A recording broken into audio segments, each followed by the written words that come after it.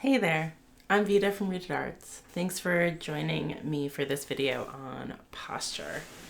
Eric is going to model for me again today.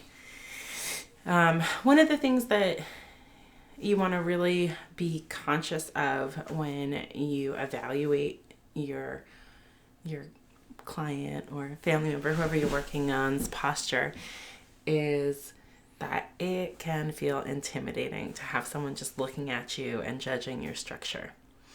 And because of that, a lot of us will try to straighten and give like an ideal posture when someone is looking at us, which is not helpful if we're going to support them with massage and release muscles.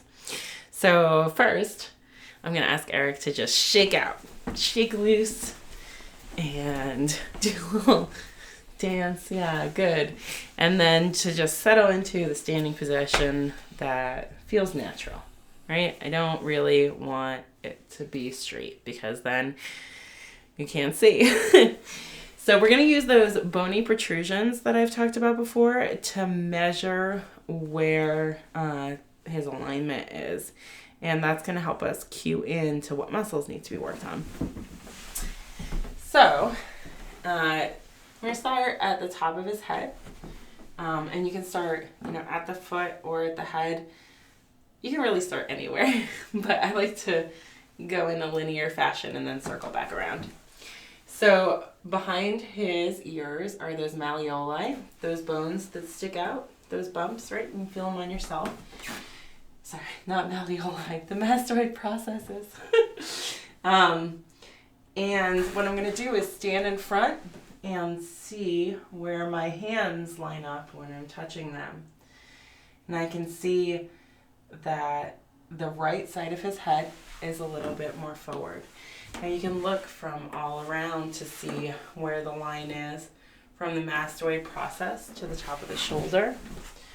Right, so from here, behind the ear, to the top of the shoulder, the acromion process here, to see where this line is.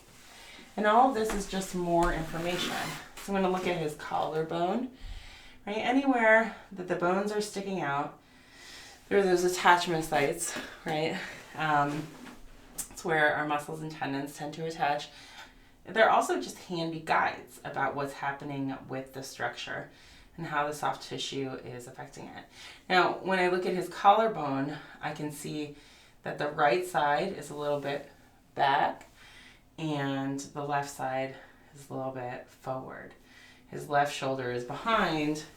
And when I come to look from the side and look from the base of his head to his acromion process over here on the side of his shoulder, I can see that it's actually his left shoulder that's a little bit curved. His right shoulder is just a little bit lower than his left, and a little bit more relaxed is what it looks like to me. Now I can play with this in different ways, right? So I can see if holding on to his trapezius muscle up here and kind of pushing this left shoulder down, if that makes him feel better. How does that feel? It feels nice. Feels nice.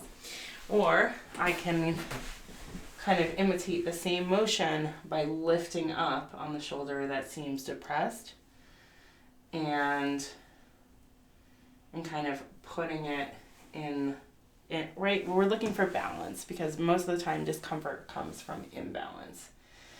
And so when I lift up over here, how does that feel? A little neutral. A little neutral. So it's likely that the tightness over here is what is causing the issue right now. And that can shift right from day to day. So it's always good to look and to check.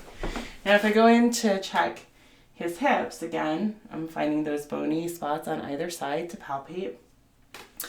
After practicing with this enough, you'll be able to do it by sight. But for right now, for starting, you want to really just touch because it's going to confirm what's happening. So I can see, again, I'm looking at where my hands are in relation to me, in relation to Eric, and where everything lines up.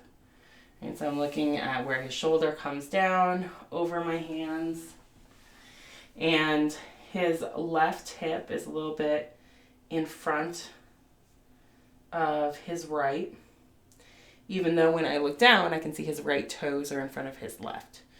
Right, so there's some hip imbalance happening as well.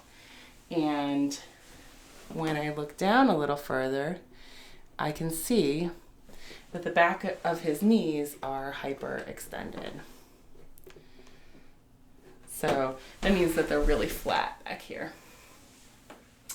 So I'm going to check in here as well. And I can see that there's a twist happening, that his left hip is coming forward at the same time as his right knee is.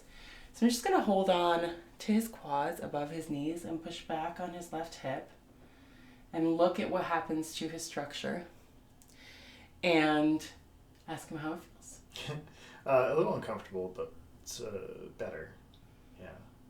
Like it feels a little more natural, but also feels like my body's fighting to move back to where it was. Yeah, so that suggests that there is a postural habit that is reinforcing this twist, and that working on it on the table is going to be productive and helpful. And then I'm going to go down into his ankles, and on either side, those bony protrusions, this is where we find the malleoli, I'm gonna measure them in the same way. So I'm just holding on to the bony protrusion on the side and looking at where my fingers line up and which hand is closer to me, and also looking at his toes. Now I can see that on his right foot, his foot is slightly outward and his toes are just a little bit in front of the left foot. Right, so that tells me that it's likely the muscles on the outside of his leg are tight, and that likely wraps around into the bottom of the foot. And so we just get a lot of really good information that way. And so I want to encourage you to think about it, and to explore with the person that you'll be working on before they get on the table or sit in front of you, or however you're going to do it, to just kind of get a sense of what's going on in the body. Because having that idea will help you unwind holistically the whole body and really support the person that you're providing massage for. Thank you so much for joining me. I'll see you next week at 12:30 p.m. EST. I love you. I love me. I love us. See you soon.